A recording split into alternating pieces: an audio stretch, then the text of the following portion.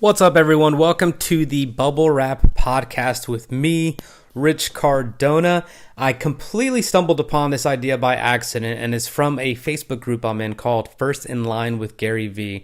And what I noticed was everyone in there is kind of in the middle of hustling, an entrepreneurial venture of some sort, either killing it or just sucking, and everyone is incredibly helpful, trying to offer value left and right, and it is one of the most selfless and altruistic groups I've ever been in. So I decided, because everyone is so interesting and has amazing stories, why not start a podcast? I've done 3 so far. They have been fantastic, and I would love to continue on. So please like it, subscribe to it, share it, whatever it is you want.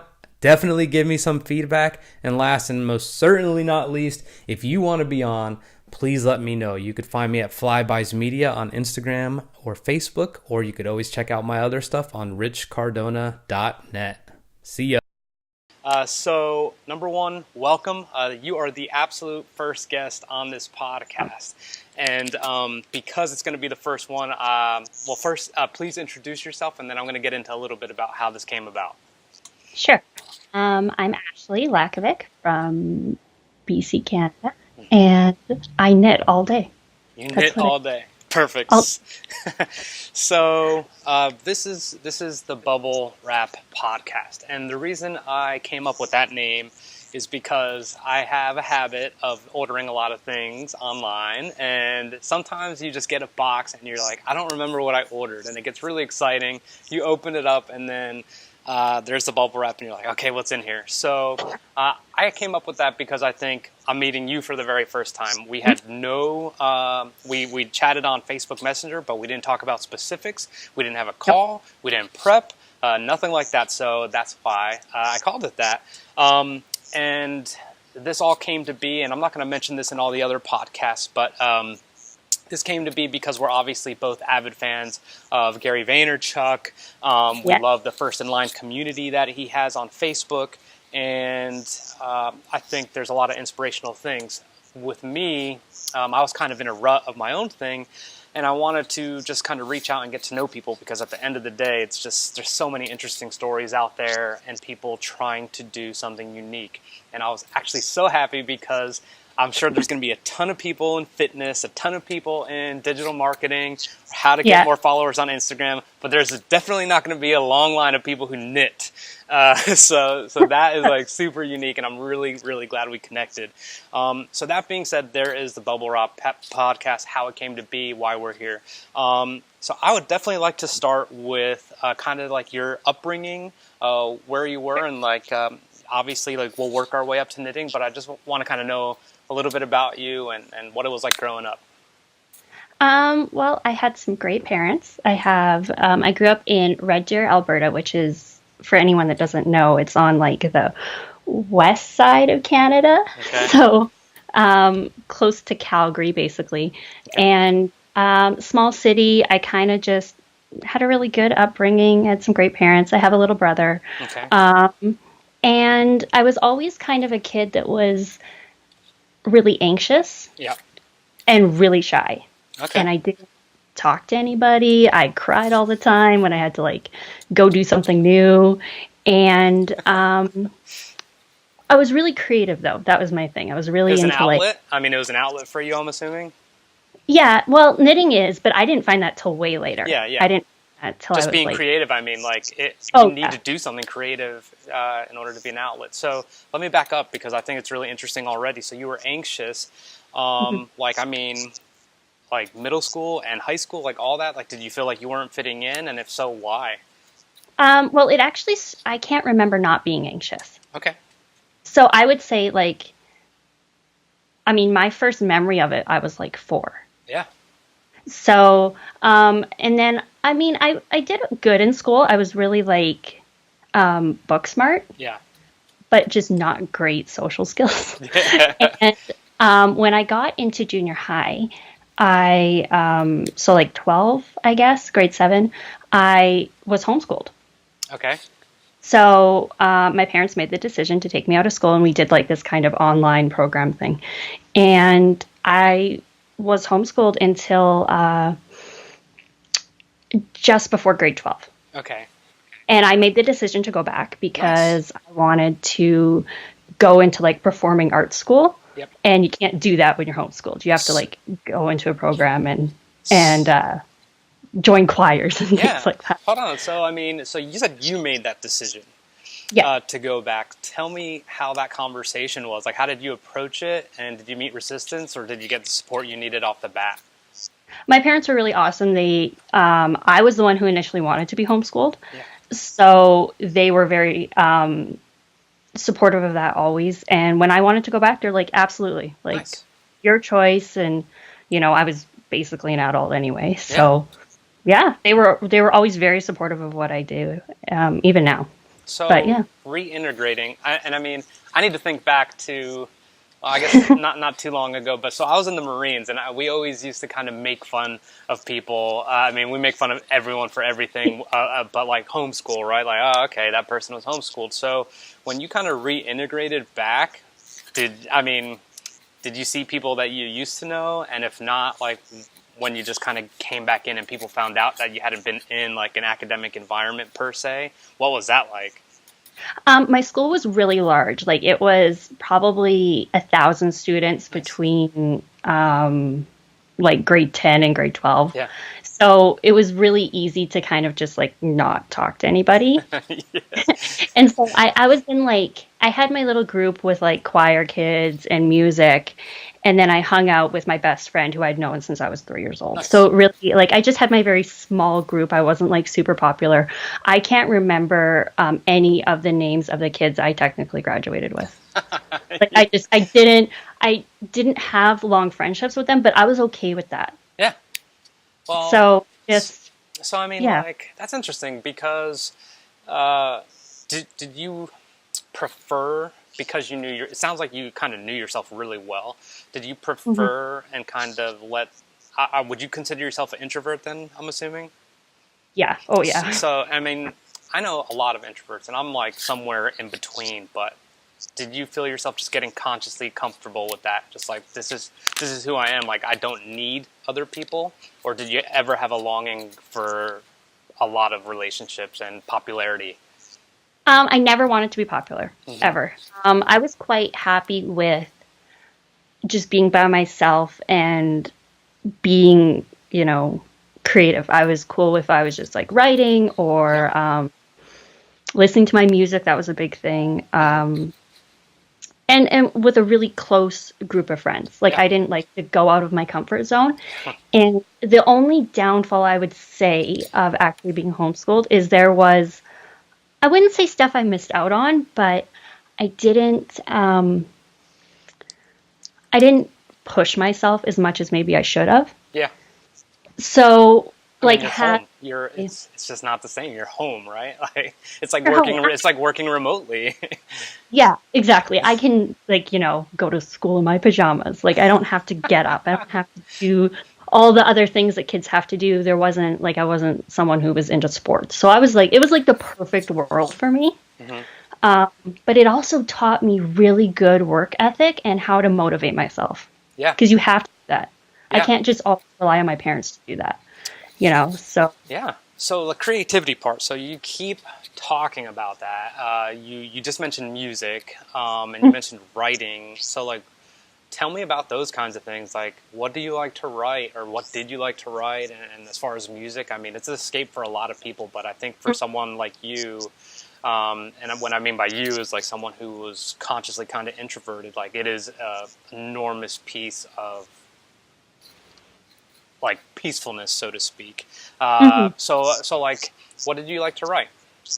At when I was a teenager, so when I was like between 11 and probably 19, I would write lyrics all the time. Nice. Just little poems and lyrics, and I just sit there, and I'm sure they were really lame, Oh my but god, I wish you had them right now.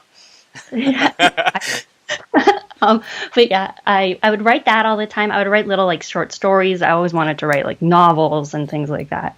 Um, so yeah, and I would mostly just like really listen to music, and I'd organize my like CDs all the time, like alphabetically, and Yes. Oh my um, god, I love doing that. I used to love doing that. as I used to look at the samples, Yeah, right? yeah, But it would never like occur to me that that was a song from like the 80s or like the 60s or the 70s. yes, And so I would know these songs or like remakes of the yep. songs. And then I would hear them like in their original version. I'd be like, "Oh, I thought that that artist made that." Like, and I'd Completely. feel so stupid. Completely. That still happens to me. That's hilarious. So did you ever sing any of your lyrics to music or anything? I tried. Um, right now I've kind of gotten back into it. And I've kind of started to do that, but Hmm. I'm a big like believer in 10,000 hours. Yep. So the concept of like, if you have 10,000 hours of something, then you become like a master at it or Yeah. whatever. Yeah. And so I always kind of was like, oh, I totally could have had like 30,000 hours by now. Yeah. I deviated from it. And now I'm kind of getting back into it and I'm trying to do it, but it's like, it's easier and it's a lot harder than I thought it would be at the same time. Yeah. So, and I'm not like a super great singer, so how I think it sounds in my head and how it actually like sounds when I record it, I'm like, oh, I mean, come on, man. Like you know the deal. Like if you hear yourself on someone's voicemail, you're like, "That's how I sound." like, God, So God. like singing is like taking that to the next level. So I completely understand. So I mean, so that sounds cool, and I mean, it sounds like you were really trying to tap into different parts of your creativity. So like you're finishing high school, and then like where do you go from there? So while I was homeschooled, I also worked in a clothing store, and I worked Nice. full time Yeah, because I had a CD habit to basically fund. I get it. Yeah. HMV was like right next to my store, and I would just like go on my break, buy a CD, and like Okay. my So what's HMV, and where did you work? I worked at a clothing store called Mariposa, so it was like a teen clothing store. I don't know why I didn't go work at HMV to Yes. this. I can't Yes. figure that out. I You knew that have store. two albums by now. I know exactly. But yeah, so I worked at this clothing store, and I was like, my fashion sense is like not super awesome, but for some reason I thought that I should sell clothes. That's so funny. So I did that for a while, and then I went and worked for a grocery store, and I was a cashier. Yep. All through basically like I think 16 Hmm. until 23. Yep. And I like worked at the post office and I did customer service and sorted people's mail because we had like a post office outlet. Yeah. People's groceries, shop for old people. So you and I share that in common. There was a point. Uh, so my parents, both my parents are immigrants. So when I was young, I didn't realize it, but like my dad had a couple extra odd jobs and this and that. But he was really trying to do was just give us the best chance possible. Like legitimately trying to just create a better future for his kids. Now, as time went on, it's like, you need to work. And I'm like, I mean, I was mowing the lawn when I was like 7, it was like ridiculous, like stuff like that. So my sister started working at a hospital, and then when she was 13 or 14, I just don't even remember, but she was super young, and I was like, how is this happening? And all my family worked at the hospital. Okay. So I ended up getting a job in my hometown at an apple orchard, and I was there for a little while. This is during school, or during my high school years, and then I worked at a delicatessen, a deli, and then I worked at the hospital, but at a coffee shop. And I'm mentioning that to you because I think it is incredibly important that, like, having worked at such a young age, you kind of learn. I think you learn a lot. And you said you were customer service, post office.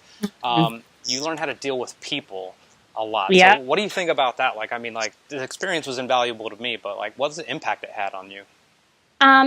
It definitely it brought me out of my shell a little bit because I was put in like a supervisor position after I turned 18. Nice. And I was in charge of that post office, and it was like in the downtown Red Deer area.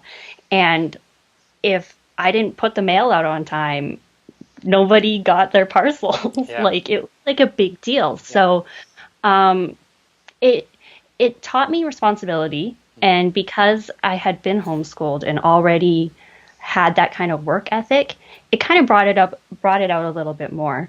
Yep.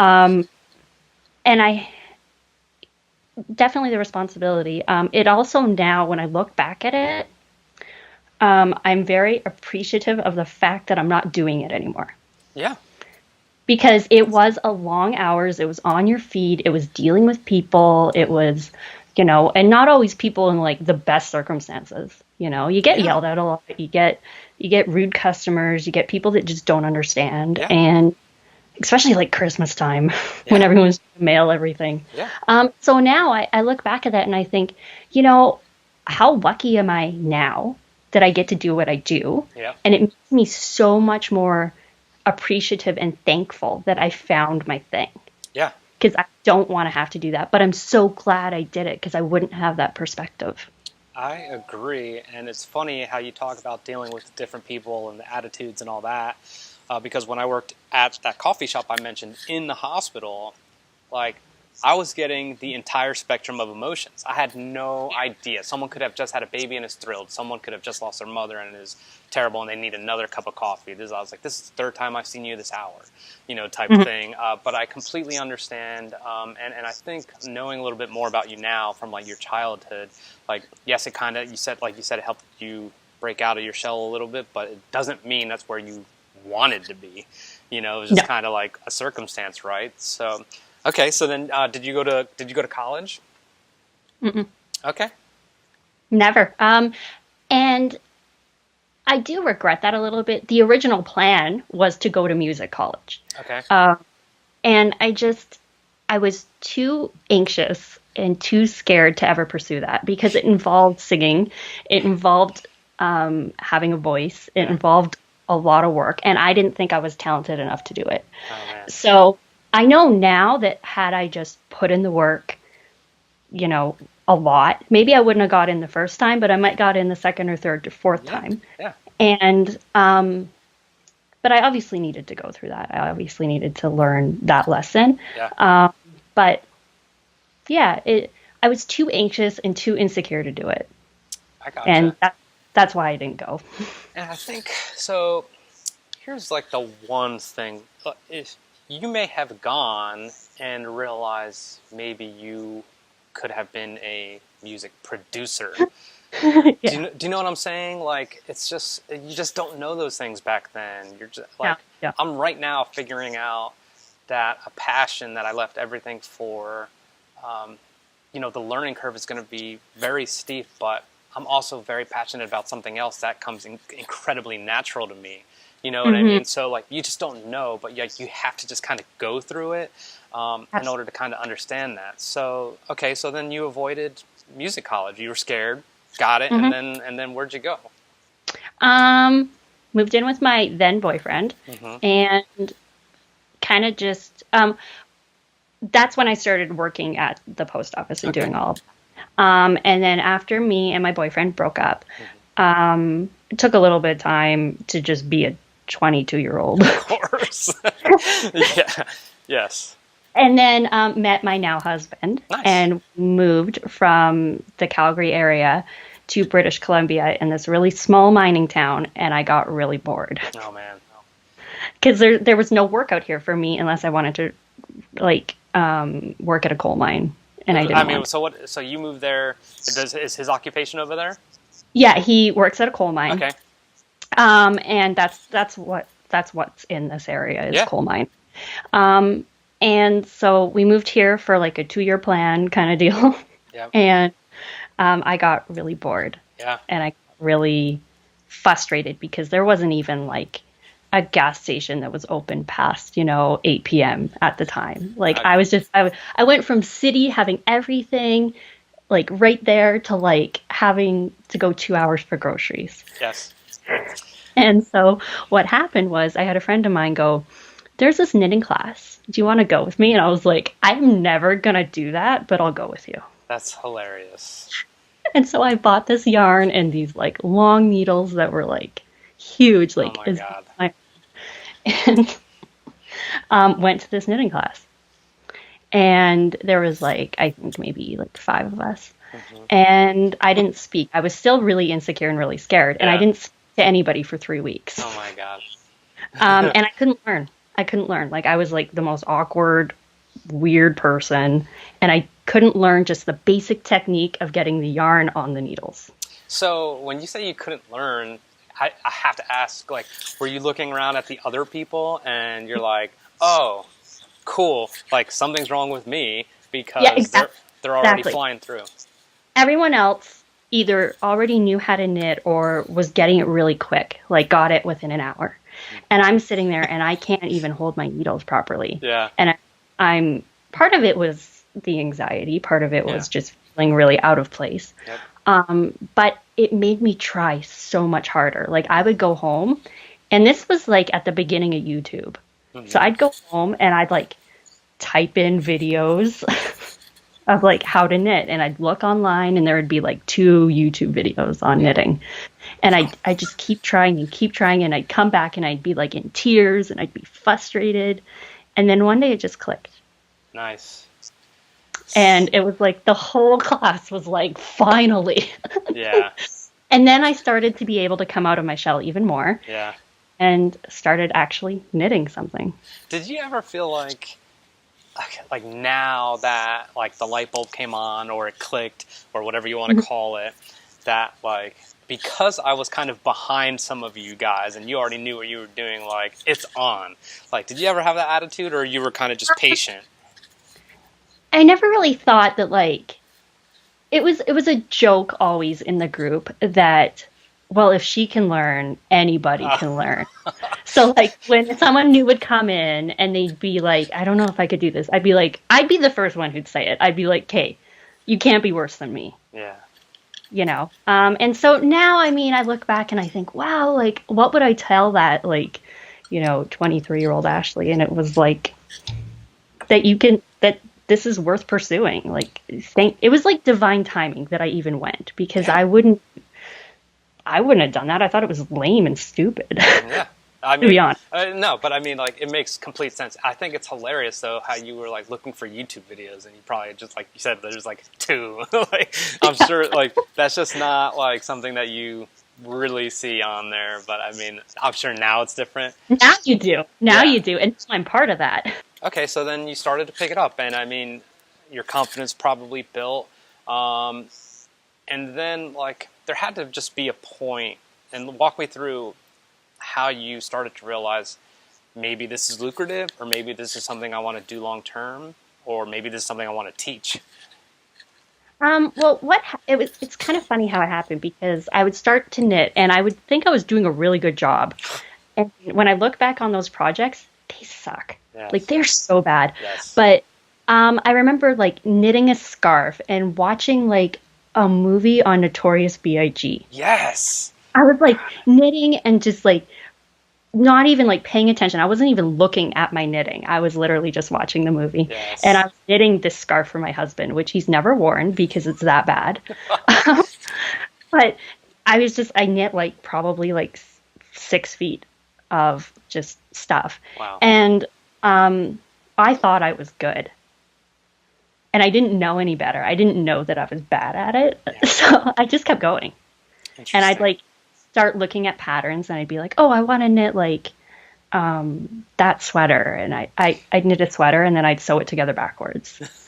And I have all these projects, which is really awesome. Yes. But the first time I think that I figured out that it could be something, I was pregnant with our first daughter, and I was knitting her like a baby dress, which she never wore because it never fit. So funny. But I posted it on Facebook, just a picture of it, and I'm like, look what I did! Isn't this awesome? Yes. And I think from that one post, I had 2 people message me and say, can you make me one? Wow. And I went, for real? Yeah. Okay. So that's how it started. Mm-hmm. And they're like, I'll pay you $20 or I'll buy the yarn for you or whatever. And I was like, okay. Yeah, totally. And then I started getting a little bit better, went to a couple craft fairs and tried this. I'm so sorry. I want to interrupt because this is important. You thought you were doing good.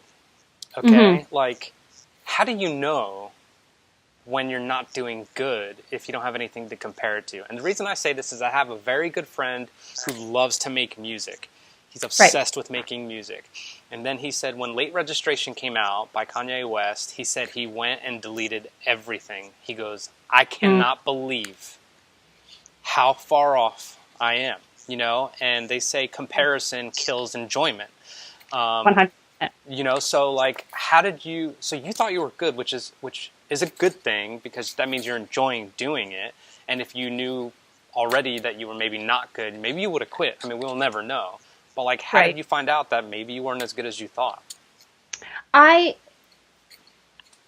Looking at it now, I know that I wasn't good. Okay. At the time, I didn't know that. Yeah. And it was the first time in my life I wasn't really comparing myself to anybody. Nice. Where it's like, I mentioned earlier that I wrote lyrics when I was a kid. Yep. And because I was studying these CD booklets so much and looking at like their the way they write their song, the way that like their lyrics are laid out and comparing them to 11-year-old Ashlee, right? I, at one day at 19, had 2 full boxes of lyrics that I went and put in my dumpster. Wow. Just out of straight comparison, right? Who knows what was in there? Yeah. Right? Who knows? That's crazy. Yeah. And so even now, when I start doing it again, I have to be really careful not to compare myself to somebody who's been doing it for 20 years. Yes. Right? Or I cannot agree more. Or any of the artists that I love, because they've put their hours in. I haven't. Yeah. So I'm still a beginner. What did they write at the beginning? Maybe it was crap what they did. I don't know. Exactly. But the other thing I like to do is I like to go back, like when I see someone who has like a YouTube channel or a podcast that I really like, I'll listen to the one that like is the newest episode. And then I start going all the way back to the very beginning. So I will find their first podcast or their first video or their first song, and I will listen to it in order all the way back up to the present. That's crazy. Because I want to know that they suck too one day. I have done the same exact thing because you need that perspective / reassurance that they did not come out of the womb like an amazing YouTuber, you know, or something like that. Like, you just need to know. And I did that with, do you know Sarah Dishi?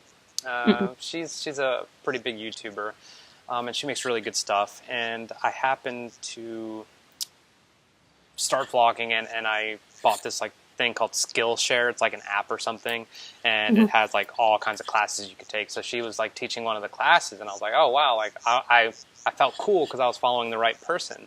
And then out of curiosity, I just kind of went and looked at the first ones, and they were good. But then she made a video about, she's like, look at what my Instagram looked like 2 or 3 years ago. And I went all the way back, and it was just like the most random just stuff. I'm like, got it. Like, you work your way out of it if you just continue to do it. Absolutely. And you learn things, and I think that the cool thing about social media now is that we can do that. Yes. There are people that are fake, obviously. There are people that have 100% perfect Instagram feeds. And then there's people that are okay with not being perfect. Yep. Like Gary Vee is the perfect example. Yep. Sometimes, like if you watch his podcast, not all the sound is perfect. Not all the video is perfect. But he's got his message out there. And if you watch, like you can find his first video ever and watch it. And it's to see where he was at 34 to versus where he is now. Like exponential. It's nuts. That's everything. Yeah. Okay, so back to people, a couple of messages. Hey, can you make this for me? Were you scared at all, or were you just pumped like, hell yeah, you know, like, let's do it? I was pumped, but I was terrified. and even to this day, I will still knit for people sometimes. And when I do it, I am constantly judging myself. Like, I'm like looking at it and going, okay, is this going to fit? Or what if they don't like it? Or whatever. And I'll get into a little bit of that in a minute. But I was really harsh on my own judgment of myself. I was saying the things to myself that I thought that they were going to say to me.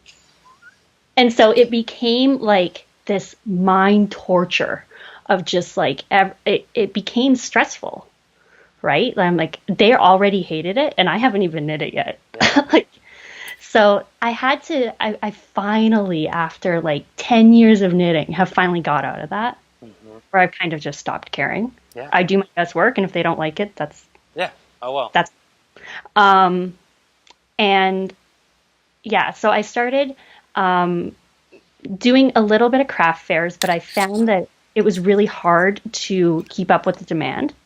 So I'd have to knit like 40 hats or 20 booties or whatever in order to present them at a craft fair and maybe earn, $100 that day. It just didn't make sense to me. Oh, well, I mean, like, so, like, the labor hours you would have to put in, like, the ROI was just not going to be there. Like, Right. it's And just, so I had this genius idea then of Facebook pages, like the business pages, were just starting up. ah, So I made a Smashly Stitches, which is what I call my yeah, knitting business, yeah, um, Facebook page.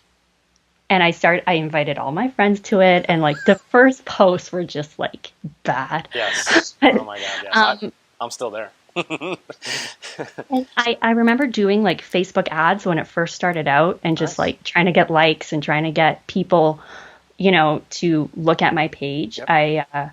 So I started posting all the stuff I made on there. Hmm. And every time I post something, I'd get 2 requests for something.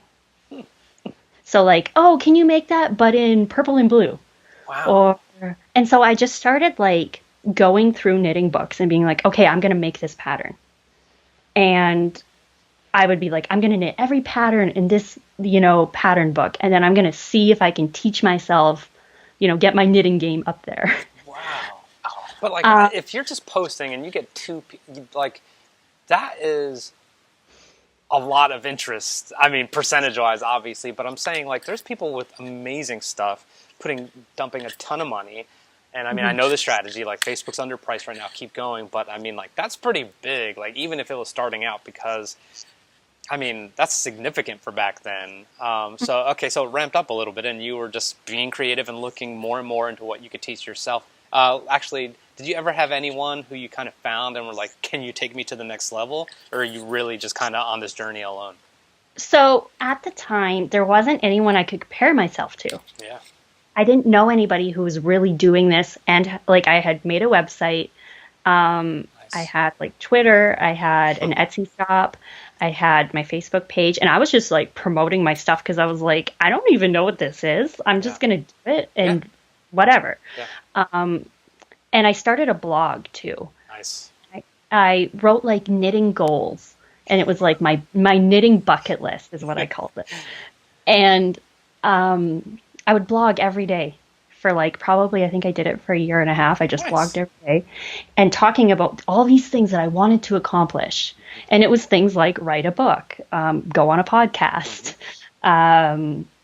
all these like crazy, crazy things. And the funny thing is now I haven't looked at that bucket list in a long time, but now it's starting to come true Nice. with me even realizing it. That's amazing. So yeah, and I would write out like I would just see so clearly what this could be because I knew that there's only so much I can actually knit Hmm. before there's a cap, Yep. right? So like I can knit 1 hat a day or 1 pair of slippers a day, but then that means I made $40 that day. Hmm. There's got to be another way. Of course. So what I started to do is I started to listen to audiobooks while I was knitting. And I didn't want to listen to just like regular stories. Yes. I started doing like business, self-development, and social media. And that's all I listened to for like Wow. 8 hours a day. Wow. And I'd have to take my breaks, whatever. But Do any of them stand out? that's how I found Gary Vee. Nice. So I literally would go through the audiobook app or Audible or whatever it Yeah. was Yeah. and go, okay, top, business books, right? And his popped up. And so I'd listen to them in the order that they appeared on my app. Yes. And it just happened to be that I picked his book up. Yep. It was Crush It. Yep. And I'm listening to it and I'm like, I understand what he's saying. Like, I know now that I'm not stupid. That I'm actually doing what he's saying. And I found it by accident. Yes. I You think know, it's I funny, people who haven't listened to audiobooks, like he always deviates. He goes, I'm going to go off script here. There's like so many other nuggets on the yeah, audiobooks as well that I love. And I actually, I, I can't stand the ones that he doesn't narrate himself. It like drives me crazy a little bit because yeah. like, but anyway, but yeah, that's really, that must have been like unbelievably reaffirming for you and probably just giving you like an extra boost. So Like I listened to that first book probably like 4 or 5 times, and I would like stop knitting, write notes, yeah. and I was just like, my mind was blown. I could not, when I first listened to it, I couldn't stand his voice. Yeah, yeah, yeah. I was like, who is this person? And then because of what he was saying, I was like, this guy gets me. Yeah. Like, Yeah. I wanted someone that understood what I was doing because I didn't even understand it. Yeah. And so, yeah, I mean, and in this time period, like I had just had a baby. And so I'm dealing with like a newborn who won't sleep. Yep. And I'm up at like 3 o'clock in the morning knitting, Wow. like with my eyes closed because I'm just like so out of it. That's crazy. And then eventually went on to have our son as well. So like through my whole like knitting career, the first 5 years, I was either pregnant, just had a baby, or dealing with toddlers. Right? And at some point I was like babysitting other people's kids as well. Yeah. So there'd be like 5 kids and I'm still trying to run my business. Yeah. Right? And that's kind of where like the homeschooling comes in, is because I understood how to motivate myself.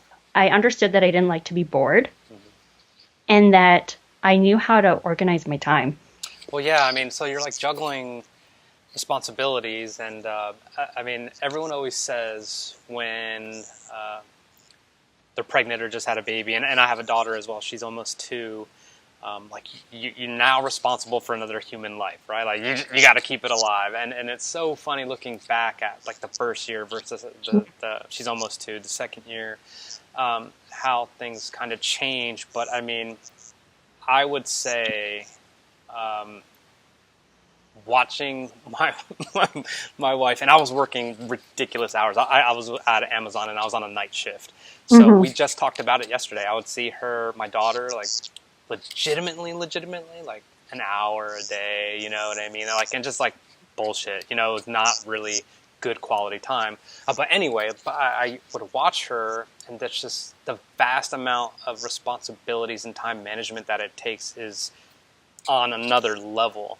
So it sounds like you kind of, in this weird way, were prepared Yeah. for this. Do you know what I'm saying? Like, it's crazy. And now I'm sure you're just like, extremely productive and just like really honing in on how you develop that skill set. Well, and now, I mean, this was my daughter's now 8 and my son is 5. Yeah. And this is the first time they're both in school full time.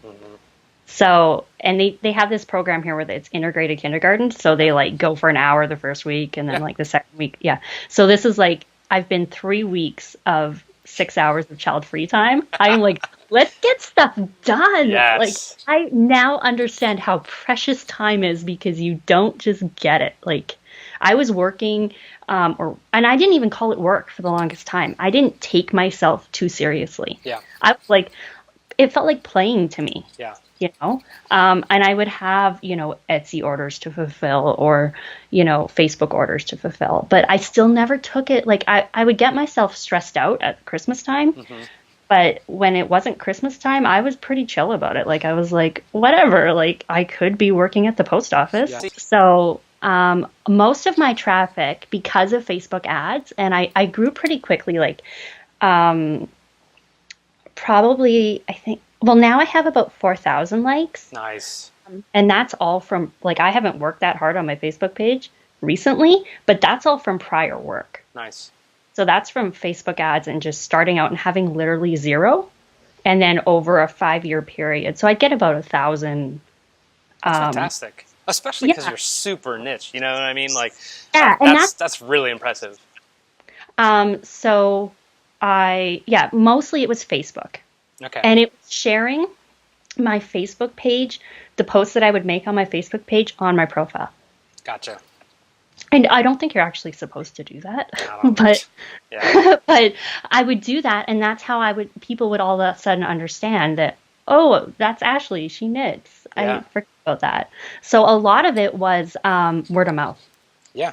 Which is like, I like that way a lot. I mean, there's just something, because it's referral business essentially, right? I mean, you just kind of come up in a conversation, and for me, if I'm looking for a guy to do my lawn, I'll write on my neighborhood Facebook page, like who's got a dude or who's got a good company, and Exactly.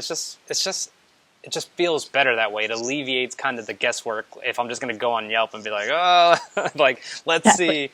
But so that's really, really good. And I keep looking at the Knitting 101 behind you, and I really, and that was like when we first talked, and you're like, yeah, I'm interested. And I'm like, what do you do? And I'm like, what the hell's going on?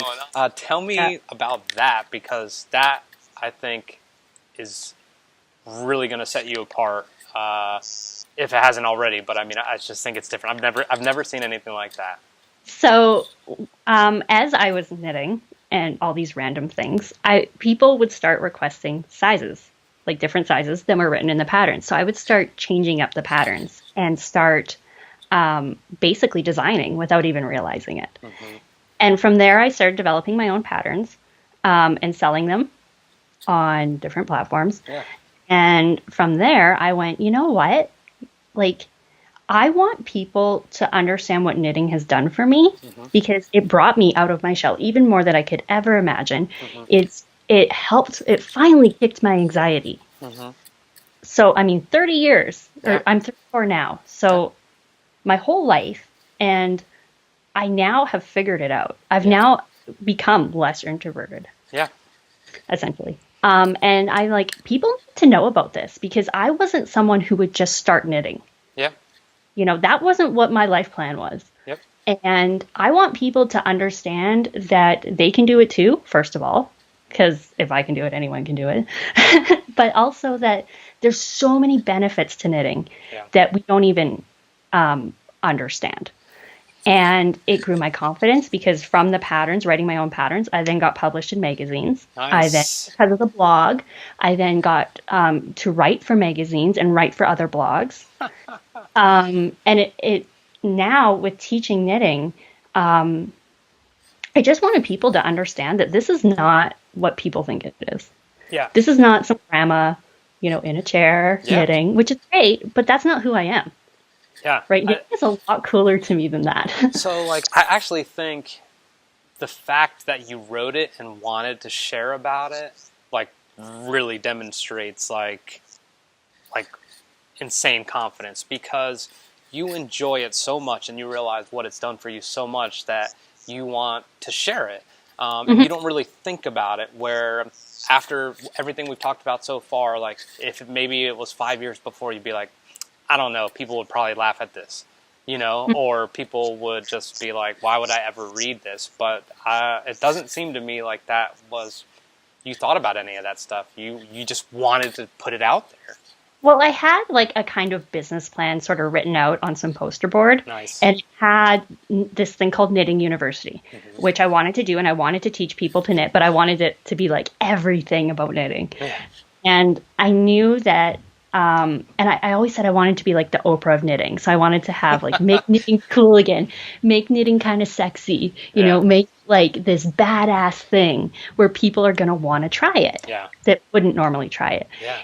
And I figured, okay, if I can like get 1,000 Facebook likes, I probably can become the Oprah of knitting. So why not?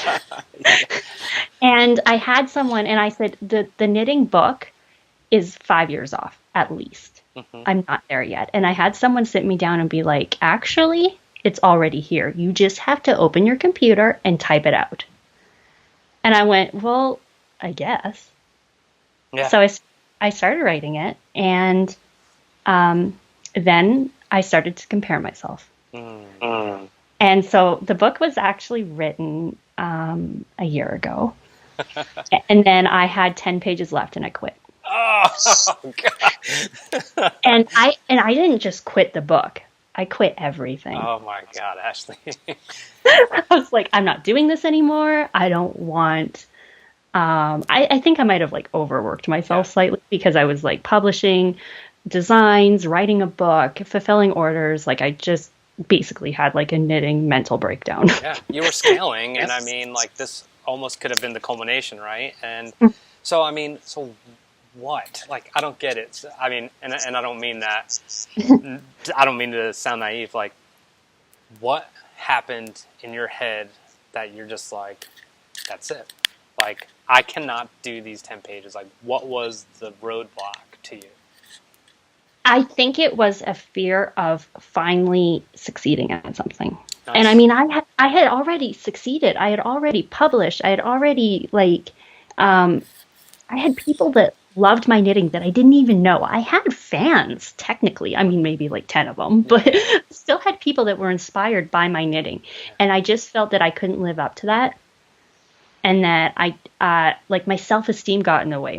My self-worth got in the way. My anxiety came back and it got in the way. And I just I let it take me over. Yeah. And so I took a little bit of a break.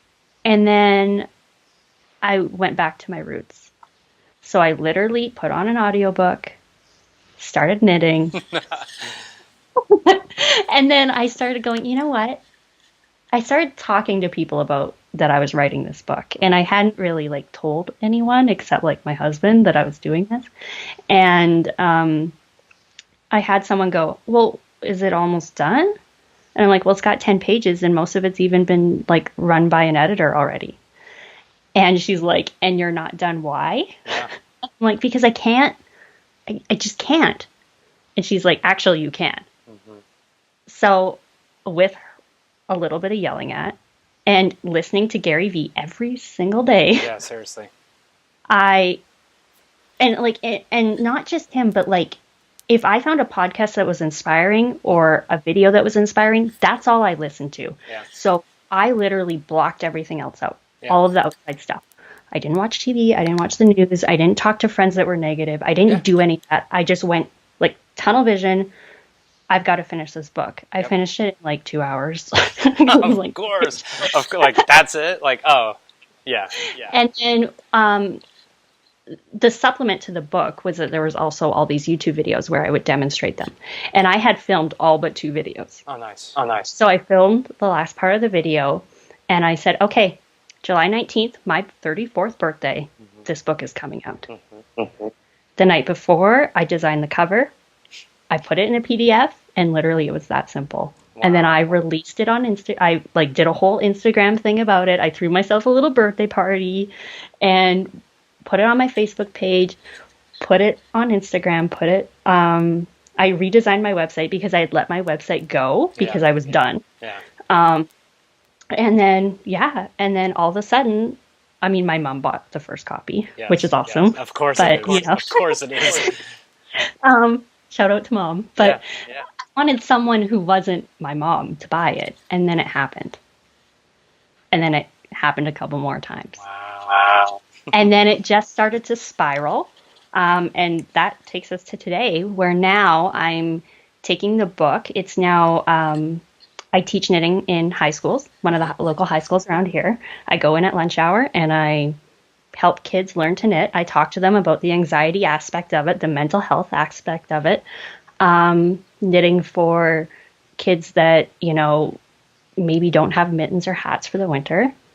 You know, I have a big project going on called the Brandon Beanie, which is inspired by my cousin.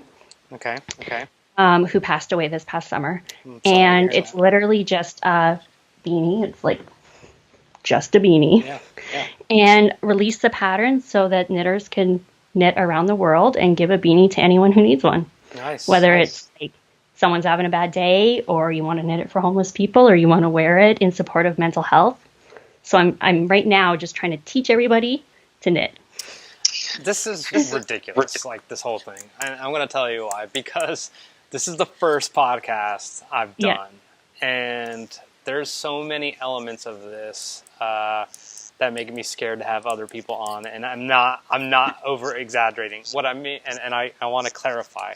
So you're doing something. You explained an amazing journey, Mhm. but like now you're kind of turning it around, and because it's so practical in a lot of other ways, like you're helping people who literally may not have something to keep them warm.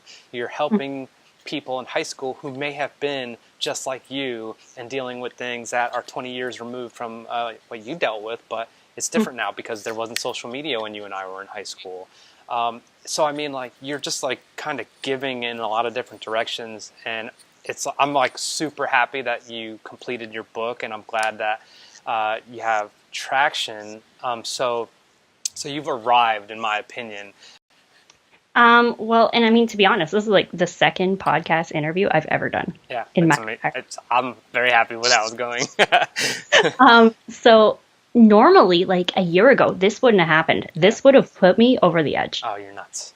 So, and I mean, just talking to someone I don't know, Yeah. right? Hell yeah. Who's in a different part of the world. Now I like it changed me. Finishing that book changed who I was. And now it's like, I don't care. I understand my limit and I don't go above that. Now that my kids are in school, I have my set work hours and I have my kid hours. Yeah. And then when they go to bed is usually when I like pretend that I'm like a really cool songwriter. Yeah, that's so funny. But yeah, I just feel like there's nothing stopping me. I have no excuse and I fully understand the opportunities that are in front of me. Whereas before I didn't really get that. Yeah. And now I understand that, and now I know that literally you can be anything you want to be in this world. And if I don't do it, that's on me. Yes, right? Like you can be anything you want in this world with the work. And you said it took you 10 years to, I forget exactly what it was, and I was like, you just said it right there. Like somehow you persisted for 10 years until you kind of had a moment where you realized you had been successful or you had stuff to share with other people. So I mean, it could take 20 years, it could take 5 years. It just depends, right? So, but what can we do for you to help? Because I'm sure there's going to be a lot of us that want to. Well, right now, honestly, the biggest thing is the Brandon Beanie. I'm literally, if you can go on my Facebook page or my Instagram and you can find the post for the Brandon Beanie and just share it. Yeah. There's a whole thing on there written up about what it's about, which is about helping people with PTSD, addiction, mental health, and just letting the world know that we're all here for each other. Yeah. And just try and make the world a better place. So my goal is to knit 111 of these beanies whenever that gets done. If it gets done in 2 days, if it gets done in like 2 years, I'm cool with that. I'm going to be giving them out to people. So I'm going to be probably very soon putting a call out for whoever wants a beanie gets a beanie. Yep. And just mailing them out to people. I want to eventually, the big goal is to get enough people either learning to knit or wearing the beanies that I can, one day go to big cities in the US and Canada, in the UK, and just hand out these beanies to homeless people or anyone who needs them. And and the only other thing I'm really doing is teaching people to knit. So going into high schools and developing the Knitting 101, How to Knit Like a Badass course into something for schools. Because I think I think that there's a lot of people, and not just schools. I mean, obviously, I teach it online, so I have the ebook, and then I have a Facebook group where people go in and I go live and I teach them, and they get all the videos, all that sort of stuff. So there's like massive support for me, for anyone who wants to learn to knit. But I want to be able to teach it in schools and put it in after school programs, put it in schools around the world, and hopefully one day can travel around the world and teach it live. So, do you realize, there's probably tons of at-risk children in this city.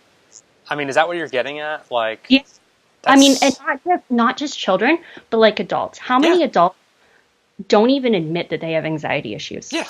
Yep. Or have addiction issues, or have, are struggling somewhere. And if someone sends them a beanie and says, hey, your life matters, that can change someone's life in an instant. That is incredibly altruistic, and I think you're onto something really big, just because it is just not something that comes to mind when you're thinking of how to cope, right? Like you want the easy stuff, you want the alcohol or the drugs or the just whatever it is, right? Like, I mean, it doesn't matter. I'm not judging anyone who does those things. I mean, we all have our things, but I mean, this is productive and it seems like calming, and I mean, that's just my intuition. I don't know because I've never knit. 100%. That's exactly what it is. Yeah, but I'll make sure that we talk more about the Brandon beanies, and we'll pass that along. I would suggest, in keeping with all the strategies that we know, that you start sending a couple of those to some people. Like, hey, I'd like to send you. Like, you want to be the Oprah of knitting? Oprah deserves a beanie. So and here's the thing: I'm still insecure in some aspects. There's still, when I see someone who's like my favorite artist or like my favorite, DJ or whatever, it takes everything in my, like everything to even put a comment on that person's Facebook page. That's crazy. Still like, oh, I'm just this person. Yeah. No, we're all on a level playing field now. Yeah. And I have to get over that. Yeah, so, I get it though. Just to... What is the most impactful thing or anything you've taken away from Gary? The biggest thing that whenever I listen to his podcasts or watch his videos or whatever is, it doesn't matter what other people think. It really doesn't. And he keeps saying that, and it really is true, because if I keep comparing myself, and I've done it, I've compared myself to people, and I threw out boxes and boxes of lyrics because of it. I stopped knitting because of it.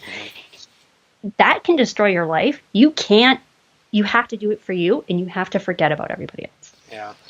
I mean, like, so you think it just takes, like, I'm a very big believer in the fact that it's very, very hard to unlearn behavior that you've just had for years. And that behavior is usually involuntary, and the things that we dislike the most about ourselves, whether it's judging yourself or having the anxiety or being depressed or having an addiction like we talked about.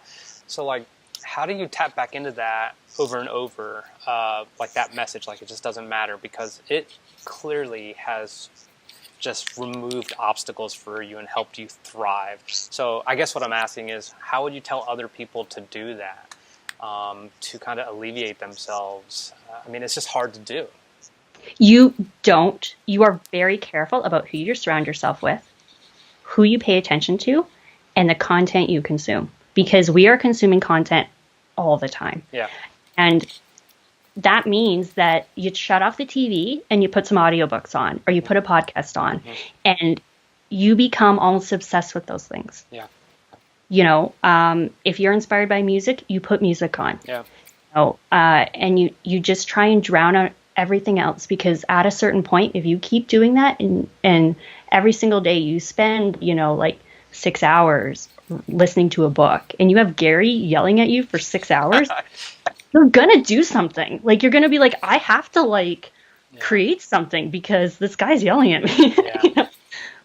Yeah. So that's why I say, be very mindful about who you're surrounding yourself with, what you're listening to, what you're watching, and if you're wasting your time. Yeah. Because, you could be watching, 8 hours of Netflix. And I watch my 8 hours of Netflix, but I'm knitting the entire time. Yeah. That's funny. You said you have to be careful who you surround yourself with. And then when you kind of reiterated it, you said you have to be mindful. I think you were on the right track when you said be careful, because it is dangerous. It is, it's just, like, I think of it in that way, like, ooh, this might derail me. Like, you have the signals, right? Like, I think you have the signals, you have the instinct, you have the intuition, but for whatever reason, sometimes we're just like, oh, maybe it'll work out. But I believe in intuition and a gut feel, and I don't know if you're the same way, but I feel like I get a good read on people pretty quickly, and I know whether it's like I should have it or not. And where I am right now, I think that's really good advice that you gave, because I have been happier than ever. And a lot of it is because I'm able to just choose who I surround myself with and who's around, right? And then that is obviously one of the unbelievable benefits of entrepreneurship that a lot of, everyone thinks it's sexy and cool, but it's incredibly difficult. But that is one of the biggest intangible perks, I think, And I think it's probably very helpful to you, and a lot of the other people that we're going to have on are probably going to discuss the same. I think that's going to do it. I'm really, really, really happy, Ashlee, how this went. I think your energy is ridiculous. I think that you're going to be really successful, and I think you're going to have a lot of help from the people that get to see this. And I'm going to just say, I have no idea how many people are going to watch this or whatever, right? But I was like, I'm just got to do it, right? Like, just Absolutely. do it. And I'll put it here, and then maybe it'll just be a few. But eventually it'll be more than that and more than that. And I definitely think I have the patience to not have the expectations. But at the end of the day, if no one ever watches this, I just had an incredible conversation with someone doing incredible things, and I support you 1,000%. And if there's ever anything I could do, please let me know. So thank you so much for all your time. Do you have any questions for me at all or anything? Just keep going, because I think that, I don't comment on every post I see, but yours definitely stood out. So I think that what you're going to do is awesome. And you know what? If you change one person's life, it makes it worth it. Absolutely. All right. Well, have a good rest of the night, and thanks for everything that you do, and just continue to crush it. Thanks. Right. Bye. Bye.